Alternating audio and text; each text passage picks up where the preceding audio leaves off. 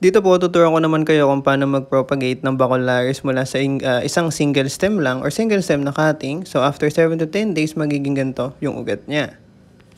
Maliit pa lang yung ugat dito kasi normally sa snake plant, mga 20 to 1 month or 20 days to 1 month bago magkaroon ng maayos na ugat talaga. Pero dito, 7 to 10 days, turo ko sa inyo kung paano.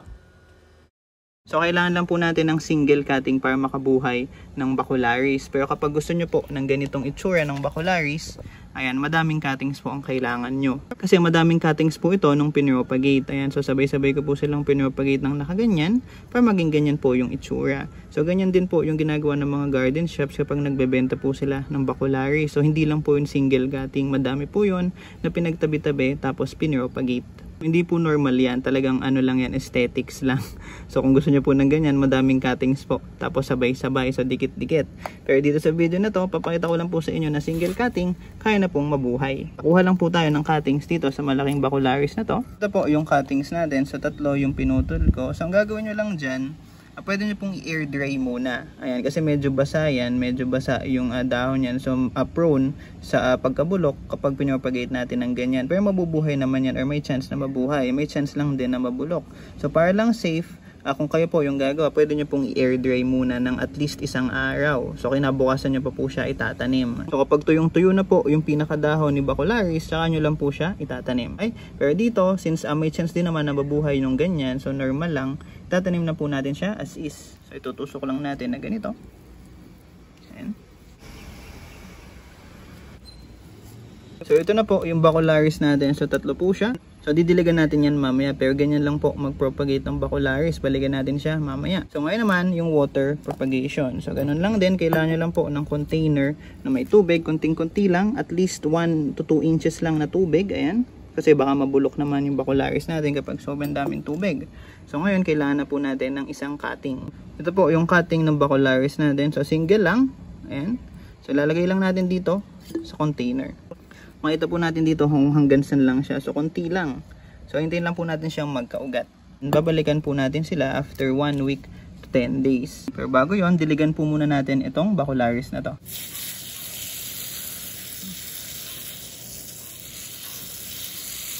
So, yan na po yung bacularis natin. So, soil propagation, saka water propagation.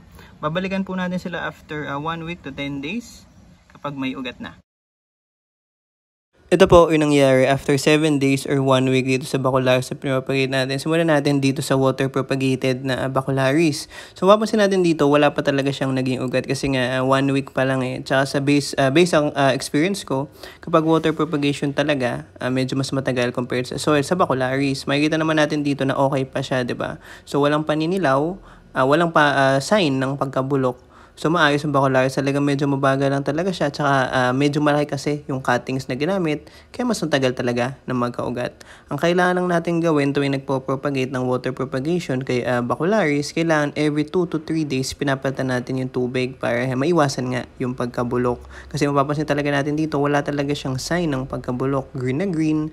Tsaka healthy yung pinaka-cuttings natin ng bacularis. Basta kasi may naging konting paninilaw yan, medyo red flag na yon na baka mabulok or nasosobrahan na sa tubig or pagkadumi ng tubig yung pinaka-water propagation natin. Pero okay po yan.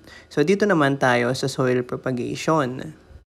Dito, after 7 days or 1 week sa soil propagation, testing natin or check natin tong isa na nasa gitna.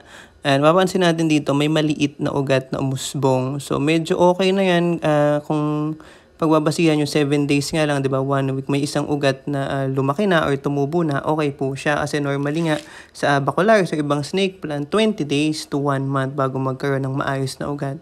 So, 7 days medyo normal pa po yan or mabilis papuntang normal yung isang ugat na ganyan sa ganyang kaliit sa ganyang kataba na cuttings ng bacularis.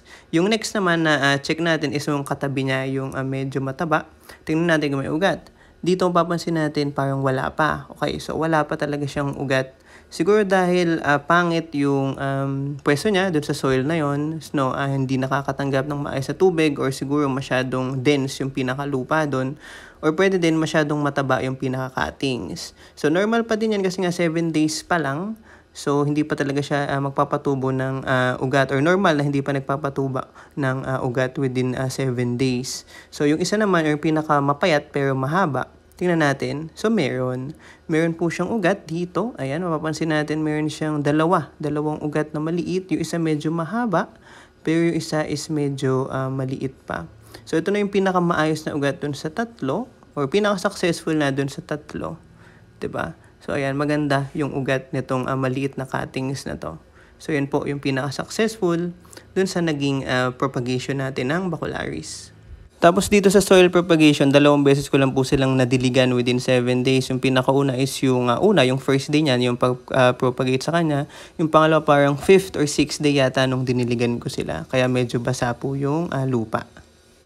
Pero again, kung gusto nyo yung bacularis, yung ganitong tubo, yung maramihan, yung nakikita sa mga garden shop, ayan yung ganyan, kailangan madaming cuttings yung sabay-sabay nating ipapropagate. Now, kayang-kaya naman yun. Mas madali nga silang magkaugat kapag marami silang sabay-sabay. Siguro dahil yung moisture na nabubuo nila kapag tabi-tabi. Pero okay na yung single cuttings, makakabuhay na po tayo ng ganun. Pero ganun lang po mag-propagate ng bacularis. Sobrang dali lang. Cuttings lang talaga. Pwedeng soil, tsaka pwedeng water. So, pwede nyo na pong itry sa bahay. Sana gusto nyo tong video na to. Palike na lang, tsaka pa-subscribe. Maraming salamat po. Si EJ po ulit. Thank you!